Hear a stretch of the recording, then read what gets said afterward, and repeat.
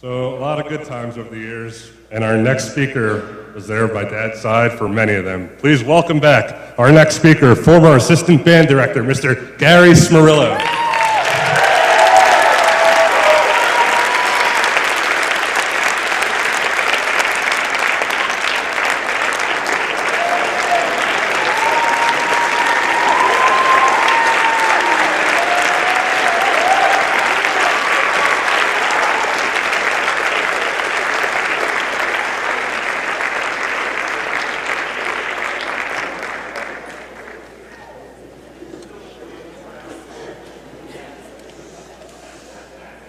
Go, Johnny, whatever the hell his name is. Hey, what? Hey, man.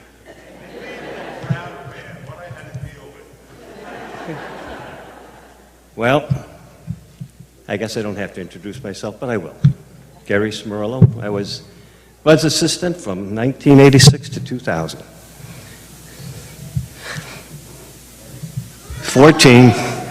14 really good years.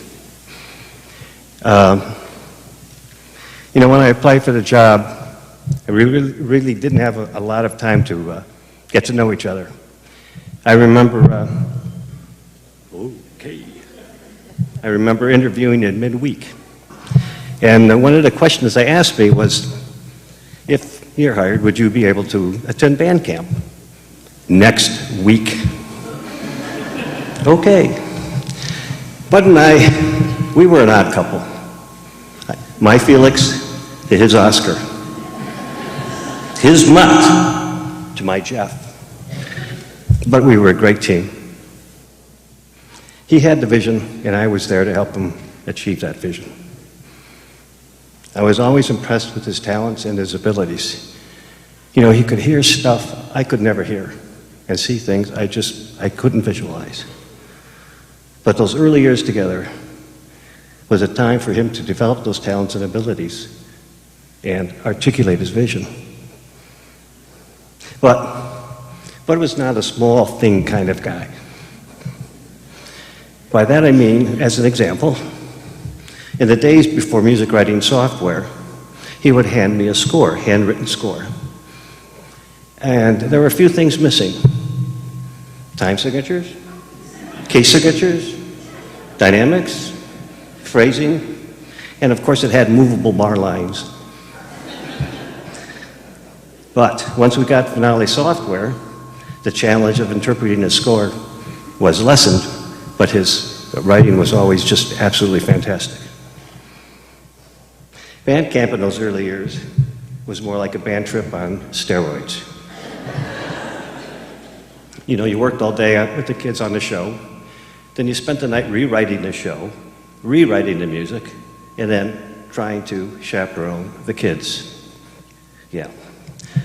But Bud knew that camp was more than just learning the show and learning music. It was about developing camaraderie and band identity.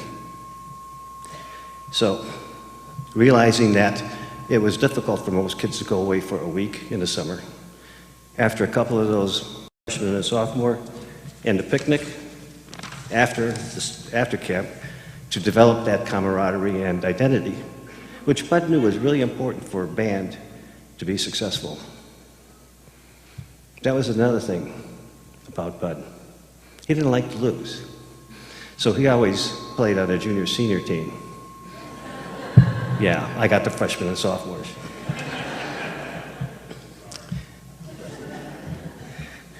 And Bud always enjoyed the kids. He always seemed to know what was going on in their lives and took interest in that. He knew working with kids in a high school band program over a student's entire high school career developed relationships and mutual respect on over those 14 years. There was never a line crossed. We always knew where that line was. And speaking of all those things we reputedly have done, no, those are all rumors, innuendo. There's not a basis of truth in them. Nothing. Although I still think fondly of the old band room in the memorial wing whenever I see a bag of flour.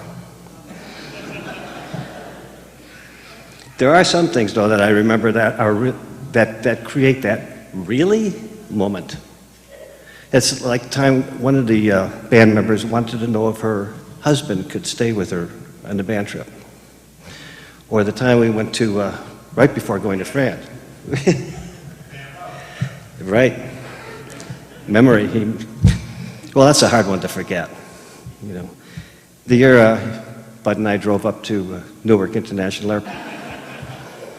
But we did finally find a place. We did unload the bus. We get back to Jackson in just enough time to get home, change, and turn around, and come back and leave for the trip. So that was a very long day. Same trip, getting back from France. Find out that one of the band members didn't have her green card with her. They wouldn't let her back into the States. Yeah, I don't know how she got out in the first place. And lastly, the band competition that Bud had to physically remove me from the judges' room. Yeah, that was Brick Memorial. Yep. I used many colorful metaphors in that meeting, many. During the 14 years we worked together, we went on 7 trips. And each one of those trips probably could have had a subtitle. It's sort of like our family takes family camping trips. But they're referred to fondly as the year of the bear, the year of the flood. So everybody really has, that subtitle.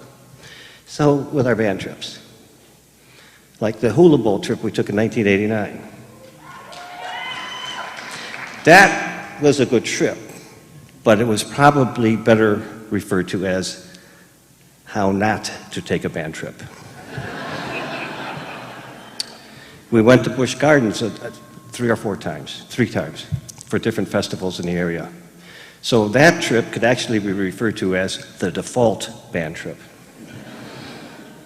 And France. We went to France in 1994 for the 50th anniversary of D-Day.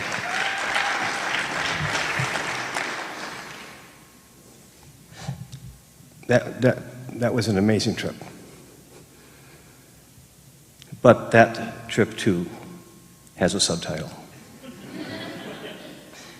How to use a colorful metaphor as every part of speech, every day, for a week. In both languages. Of all the marching band shows, we did 2 stand out in my mind. The first was the 1992 CNBC Championship Les Mis show. That show was 6 years in the making. Because that night, all the work that Bud put into this band to make it his own came to fruition that night. The second was the Civil War show, the first one. I think that was the best show he had conceived, and the show I'm most proud to have been involved with. It was a fantastic show. It had 7.5 minutes of anxiety, chaos, tragedy, joy, triumph, and cannons. Lots of cannons. So over the years, Bud and I had many frustrations and disappointments, but they were overshadowed by all the positive and great times we had together. More fun than should have been allowed. Thanks, Bud. It was a great 14 years.